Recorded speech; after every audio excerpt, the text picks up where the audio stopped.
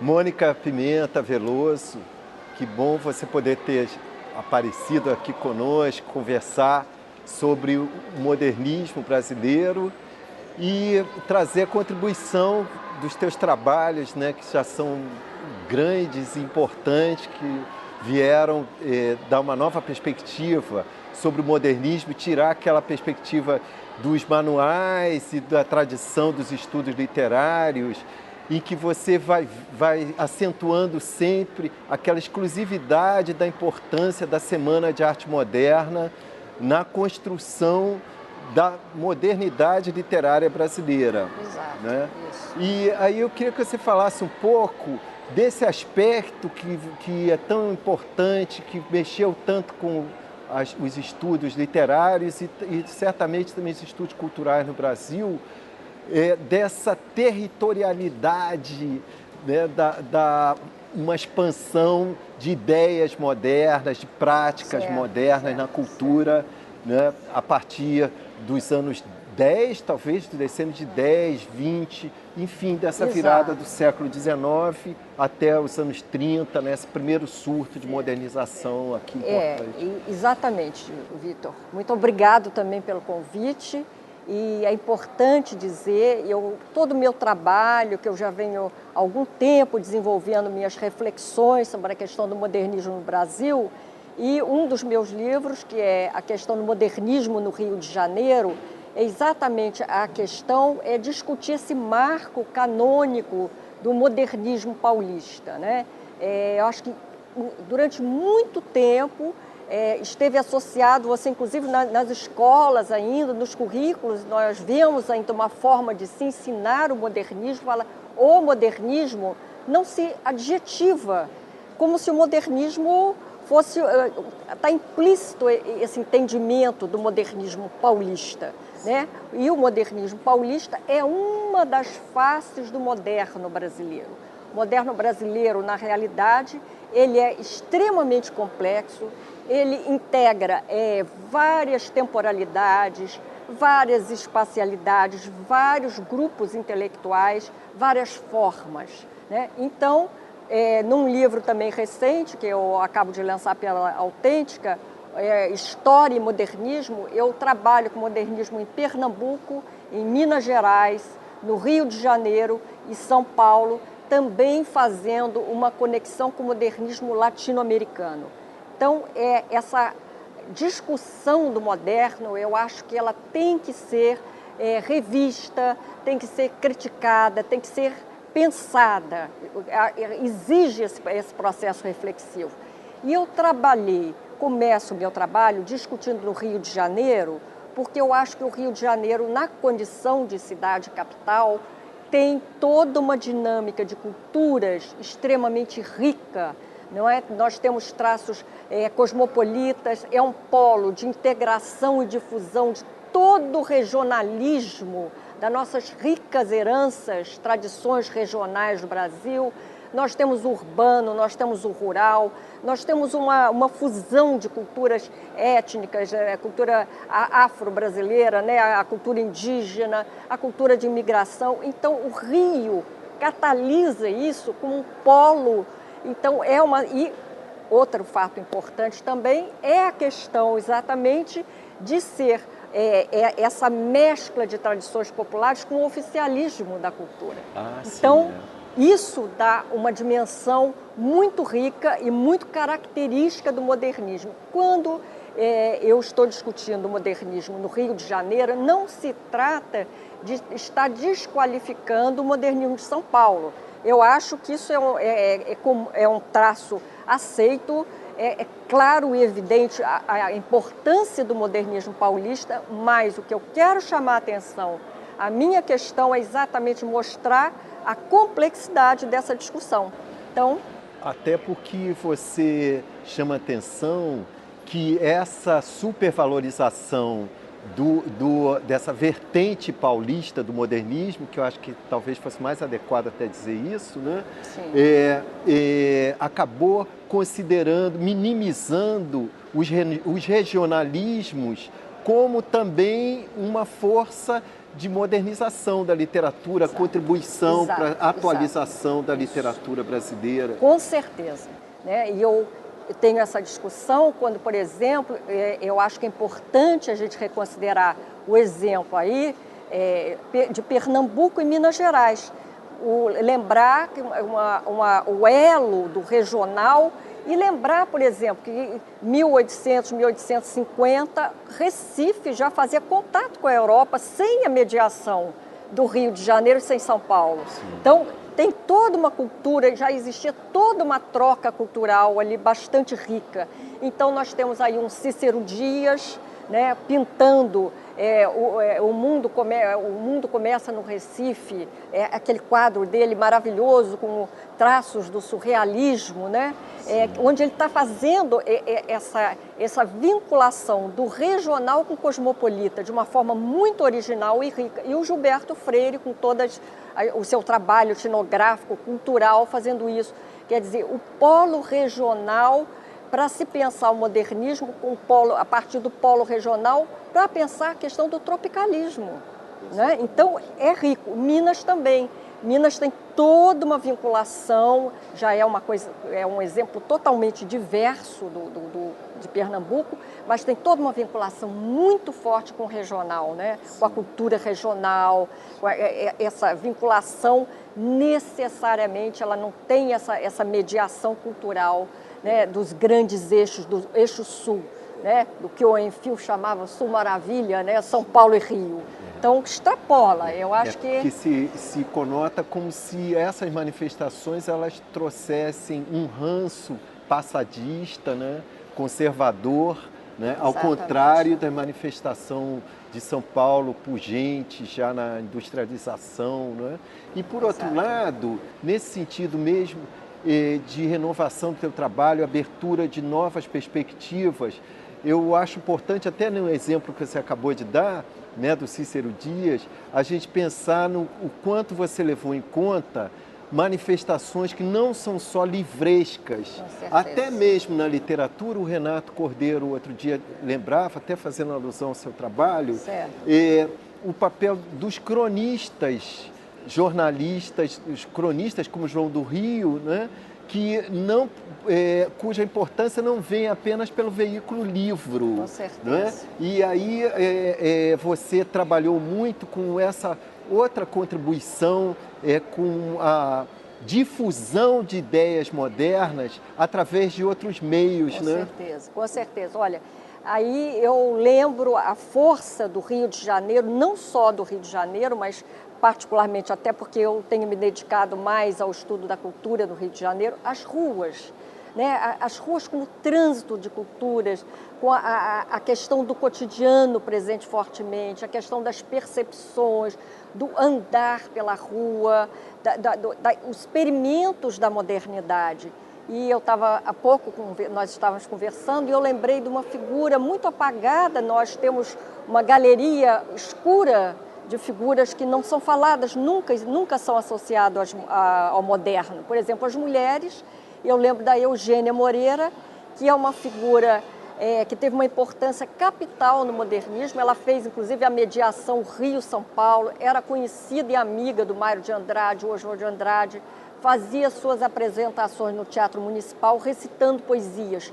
E ela tinha uma forma bastante singular nas suas vestes e tinha o cabelo à la Garçonne, que despertava toda uma polêmica pelo fato de desnudar a nuca. Né? Inclusive, quando eu entrevistei o Mário Lago, ele me contou que algumas cunhadas na família ousaram cortar o cabelo à la Garçonne, a polêmica que isso gerava. Então, são essas atitudes no cotidiano, essas ditas pequenas transgressões comportamentais, perceptivas, na forma de vestir, de falar, isso tudo traduz o moderno. Então, não é um moderno só livresco, né? É um moderno que se espalha, que se difunde no cotidiano, de mil outras maneiras que eu acho que a gente tem que estar atenta, porque isso também, essa concretização do moderno, essa fragmentação, até vamos dizer, essa diversidade, essa riqueza de formas que exatamente inspira a literatura, a pintura, as artes, né, a música. Exato. Não é? E aí tem dois aspectos também muito interessantes, curiosos, né? Tanto, primeiro, como veiculação dessas formas, novas formas de comportamento, essas alternativas até ao modo de vestir, ao corte de cabelo, novos hábitos, né? Você tem o teatro de revista, muito mais imediatamente, certamente, apresentava isso nesse seu afã de atualização e atualizando também uma função do Rio de Janeiro, para a qual você também esteve muito atenta, né, como capital. Você começou mesmo a sua fala lembrando isso, né, de ser a vitrine do que acontecia, das transformações que aconteciam no Brasil, né?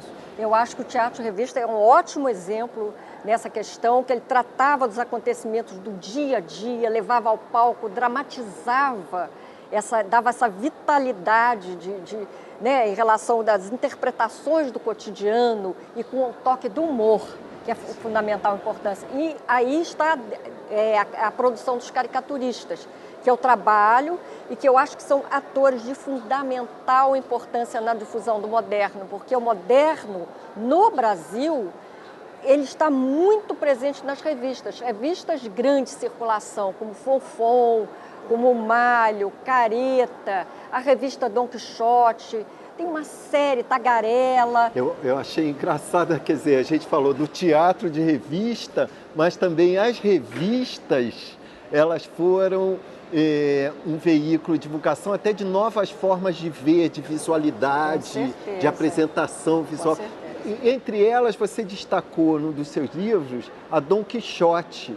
É curioso que ela não é tão discutida, tão famosa, né? Atualmente, né? Não se passou tanto uma imagem dela, da importância dela, como da Fonfon, por exemplo. Exato. Você podia falar um pouco da revista Dom Quixote? Com certeza, com o máximo prazer, porque eu acho a Dom Quixote riquíssima, concordo com você, no sentido de que eu acho que é uma revista pouco explorada. Era uma revista que tinha um corpo editorial muito bem estruturado, com interpretações extremamente interessantes e com uma ótica de humor, de crítica de costumes, de crítica política extremamente elaborada, fina, né? E lá estavam um dos maiores caricaturistas, o Calixto, o J. Carlos, o Raul Pederneiras, o Storni, todos eles presentes e nessa crítica do cotidiano. E há pouco eu estava comentando uma caricatura, inclusive do Storni, que tem o aproveitamento do suco intelectual. Essa caricatura é muito interessante, se lembrarmos, ela é de 1917, uma época que estava se discutindo a mercantilização da cultura, o profissional tendo que se ligar ao mercado, produzir com agilidade.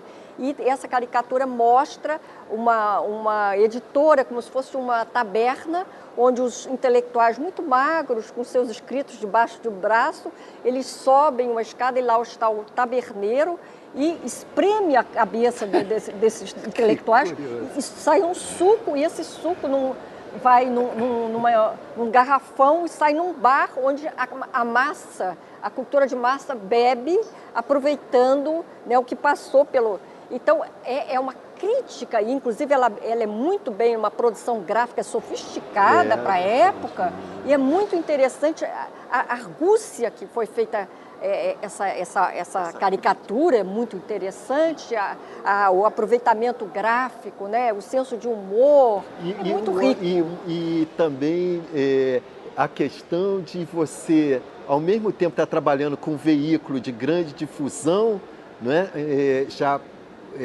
uma difusão maior, né, num veículo de massa, mas você fazendo uma crítica dessa transformação até do papel do intelectual, né, de participar desses veículos. Exatamente. Né? Quer dizer, é como que um alto lá, né? Estamos aqui, mas nós estamos bem pensando nessa transformação da nossa Estamos função. pensando nessa inserção, nova, na problemática que nisso. significa entrar para esse mercado. Nós entramos sim, mas estamos atentos e eles o tempo todo eles estão fazendo esses registros, né? Sim. E é interessante, você estava falando também, se referindo à questão do teatro de revista, eu lembro que esses caricaturistas também participavam do teatro de revista, eles faziam, eram cenógrafos, muito deles. Sim, Participavam, por exemplo, Bastos Tigre faz uma peça com o senhor num teatro de revista. Eles tinham a parte de parcerias com o pessoal, né? Tinha toda uma parceria, eles faziam vários papéis, eles eram de uma flexibilidade, de uma criatividade muito interessante para os padrões da época. Aí você vê como é que há uma dificuldade numa historiografia que não leva em conta determinados outros aspectos, né, da experiência humana e da experiência cotidiana. Exato. Até mesmo no modo como ela, até não só na historiografia dos fatos mais gerais, né, da sociedade, mas a historiografia teatral, por exemplo, quando aí afirma só nos anos 40 houve modernidade teatral no Brasil, não é? E ignora, joga no lixo toda essa experiência anterior, mas porque não era nos veículos canônicos, né? Exatamente. Então, eu acho que aproveitando essa discussão que nós estamos tendo agora em 2012, né, sobre a questão da comemoração da Semana de Arte Moderna, muito justo, mas eu acho que é o momento de pensarmos também de uma forma mais crítica e mais cuidadosa sobre o fenômeno do modernismo brasileiro, vendo essas várias formas, os vários grupos, as várias temporalidades, lembrando, inclusive, nós temos fontes para repensar isso. Um Sérgio Buarque de Holanda, Prudente de Moraes Neto, eles dirigiram, muitos jovens aqui no Rio de Janeiro, dirigiram a revista Estética. E muitas vezes essa revista é vista historiograficamente, muitas vezes, eles vieram representar a Claxon de São Paulo, representantes aqui no Rio. Não é bem essa a história. Realmente eles tiveram uma visão extremamente rica sobre a cultura do Rio de Janeiro, desmitificaram essa questão da trindade racial, branco, português, negro e índio, passaram a ver que é uma nacionalidade ainda em formação, tiveram toda uma relação com os músicos da cultura popular. O Sérgio Buarque, ele dialogou muitíssimo, o Sérgio e o Prudente Moraes com o Mário de Andrade, discordaram em vários pontos do Mário de Andrade, defender uma perspectiva experimental da arte. Então, eles têm uma frase que eu considero lapidar: o modernismo não é uma escola, é um estado de espírito. Eu acho que é importante a gente lembrar, um crítico de arte, Gonzaga Duque, que é uma figura que agora está sendo reconsiderada, e ele fala: a arte de um povo não é dada por um movimento intelectual, ela é maior, nem de uma escola. Então, o Rio, e essa frase do Gonzaga Duque é de 1908. 1908. Então, já alerta para essa vinculação. Por que vincular o moderno no Brasil com escola, com vanguarda intelectual? A coisa é muito maior. Você, com isso, você está aproveitando, fazendo render todos os teus trabalhos anteriores, né, quando você se dedicou especificamente aos estudos sobre Estado Novo, Exato. Sobre a intelectualidade no Estado Exatamente. Novo, né, que foi também tão importante na difusão e na transformação de uma construção, né, de uma contribuição para a cultura nacional, Exato. De toda essa renovação dessas primeiras décadas, né, na cultura brasileira, mas também atualmente você está se enriquecendo com uma perspectiva da história cultural, não é? Porque ela Exatamente. Leva em conta outros aspectos da experiência, né? Como a sensibilidade, certeza, os sentidos. Não é? Isso, Vitor. Eu acho que eu posso dizer que desde a época que eu escrevi o Modernismo no Rio de Janeiro, isso foi década de 90, eu já estava dialogando com o Roger Chartier, já estava dialogando com a intelectualidade, o discurso da história cultural, porque eu estava atenta a essa questão da percepção, né, da sensibilidade da presença desses atores num cotidiano, com a questão do experimentar, com a questão da vivência.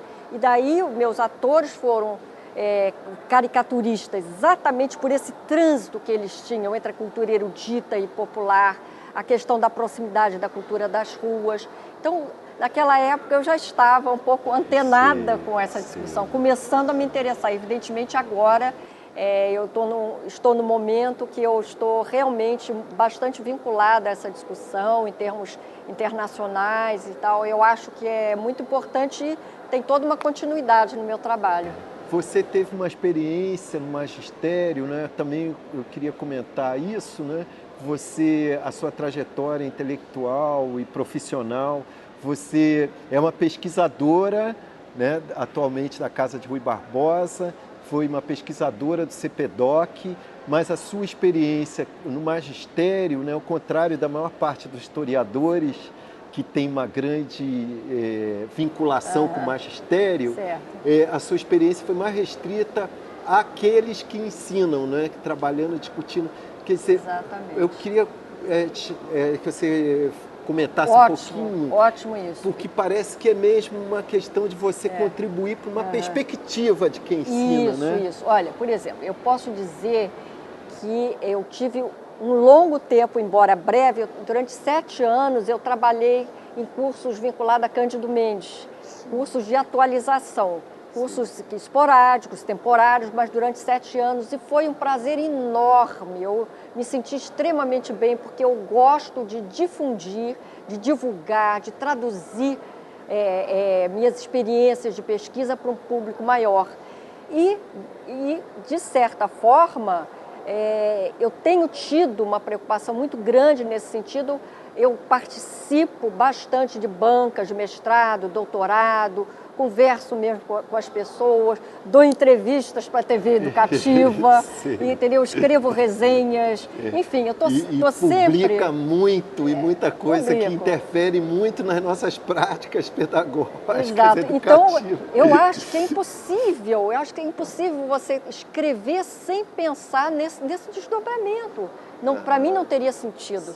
Então, a educação me interessa muitíssimo, mas eu não estou em sala de aula, eu não tenho uma presença, mas minha sala de aula está lá no meu canto, mas eu estou escrevendo sempre com a sala de aula na cabeça. Entendi. Muito interessante. E coerente com essa atenção que você dá na história brasileira, né, na história da cultura brasileira, a esses intelectuais que se utilizaram de meios de atingir públicos mais amplos, né? Se dedicaram até mesmo ao teatro de revista, às revistas, né? Aos periódicos, né? Porque consideraram que esse era um veículo digno de ser utilizado, como a televisão hoje em dia, né?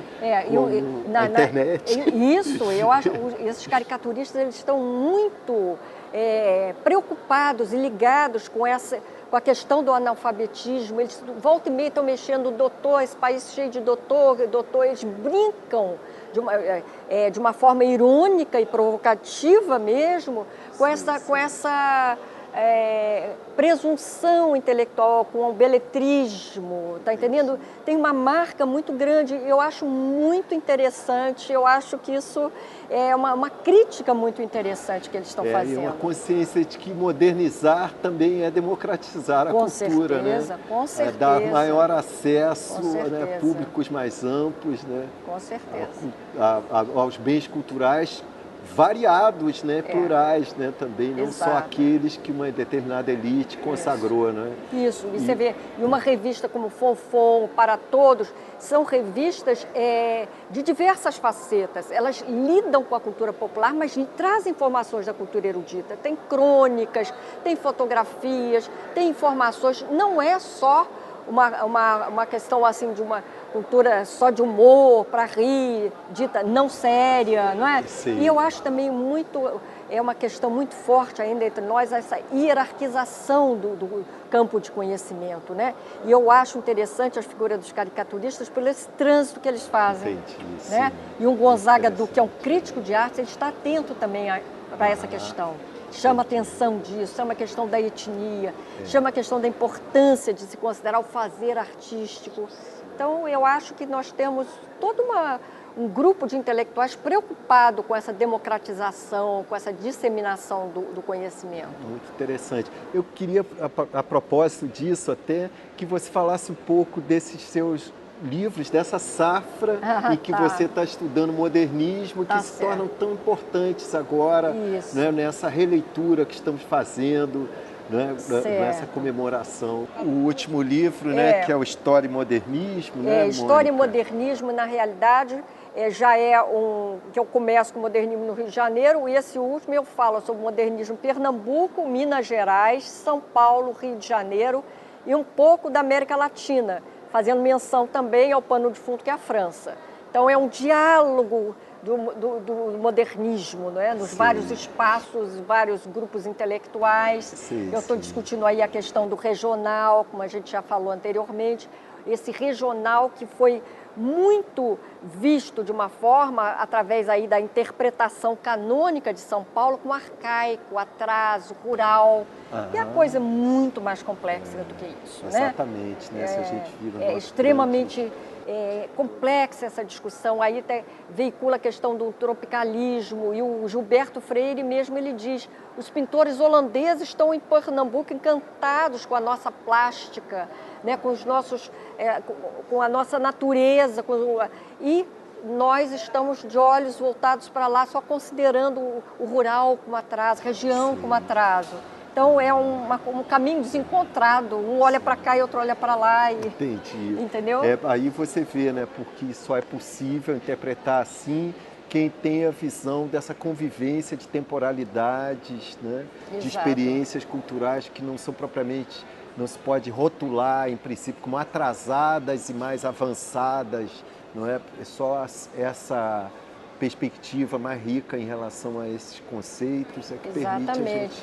Porque aí até o próprio conceito de representações, se você pensa que o indivíduo reconstrói a partir de sua experiência concreta de vida, de vivências, de local, de temporalidade, não é possível mais pensar dessa forma, né? De uma forma única e homogênea e linear de se pensar o moderno. É impossível, não se sustenta. E um outro livro que é feito em conjunto, é moderno, em revistas, né? Que são sobre as revistas modernismo, que tem a participação da Cláudia Oliveira, da Vera Lins também. Exatamente, né? Esse livro nós fizemos em conjunto.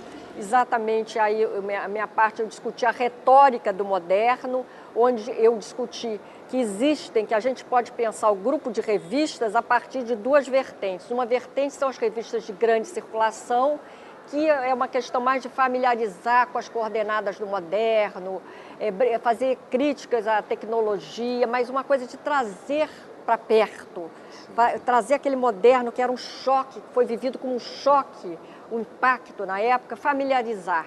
E tem toda uma coisa de receitas culinárias, receitas de beleza, charadas, dica de jogo do bicho. Tem todo um universo multifacetado. É curioso que até é semelhante a uma leitura que a Flora Sequinte faz do teatro de revista, né? Como um equipamento até para adaptar a visão, a percepção, a experiência urbana, não é? Essas transformações que estão ocorrendo. Eu acho que essas revistas são um veículo de difusão enorme, e também interessante ver isso, que os caricaturistas entram aí, eles conseguem se tornar tão conhecidos e se fazer legitimados, que eram um veículo de comunicação com impacto imenso e atingia uma camada da população bastante expressiva. Então é interessante pensar que esses atores conseguem uma legitimidade no campo das artes em função, né, dessa revista, desse formato de difusão de cultura. Muito não é? Curioso, muito interessante. E as revistas literárias são mais sofisticadas, revistas mais com uma visão conceitual, filosófica do moderno, que está se discutindo o moderno. Aí eu estou pensando na revista Estética do Rio de Janeiro e nas revistas mais de cunho literário, que são da maior importância, mas vamos dizer assim, são revistas mais sofisticada para um público menor, uma micro-sociedade. Então, com isso, eu quero mostrar que a difusão do moderno ela foi ampla, porque obedeceu a várias vertentes Sim, de difusão. e que não pode se considerar apenas o livro, né, como Exatamente. privilegiado nesse Isso, processo. isso.